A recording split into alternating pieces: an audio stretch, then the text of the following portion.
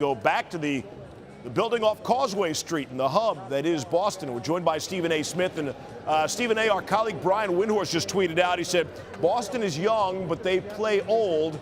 Philly is young, and they play young. And we saw that in a couple of games down the stretch where Boston was just the better team with the basketball. And that was, again, the case here tonight in the last 2 minutes.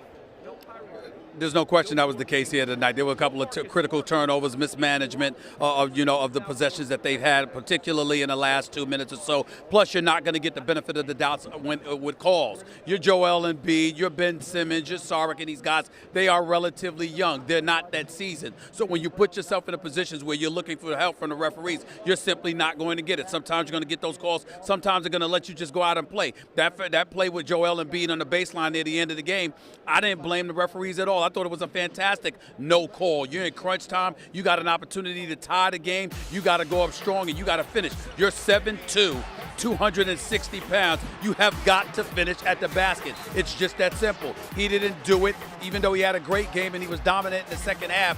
Boston made the plays when they had to. The Philadelphia 76ers did enough to climb back after giving up a 10-0 run. They came back with a 10-0 run of their own. It still ended up not being enough because in the end, when you needed a seasoned point guard to really handle the realms and keep everything under control, they had to rely on a first-year player in Ben Simmons, and that certainly wasn't going to be enough against this Boston Celtics team. It's just that simple to me. Steve, let's move on. I think we're going to be talking about Boston, Philadelphia in the East for many years to come, but the people want to get your first take on Cleveland, Boston, starting on Sunday, right where you are. Your thoughts?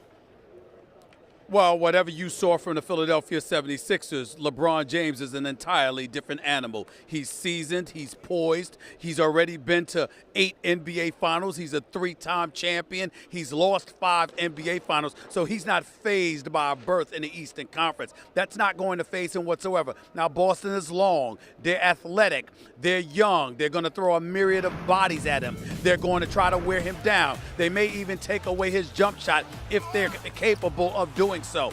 But in the end, the size, the girth and mass of LeBron James, along with that ability to perform in the post against the Jason Tatums, against the Jaylen Browns of the world, in my opinion, is going to be too much for these Boston Celtics. It'll be a terrific series. I spoke to Kyrie Irving before the game. Obviously, he's composed and he's fine because he's ultra cool, but he knows the rest of us are very, very depressed that he's not going to be a part of this series because he's injured. Because if he were playing, I would pick the Boston Celtics to beat the Cleveland Cavaliers in the Eastern Conference Finals. But because he's not playing, along with the other parts that they have available, which just doesn't have the mass and the girth necessary to deal with a LeBron, particularly if he's getting assistance from Tristan Thompson and Kevin Love on the boards, I just think that LeBron James is going to be entirely too much for the Boston Celtics. It could go 7. I think it'll go 6, but ultimately the king will be crowned in the Eastern Conference yet again once this series is over. All right.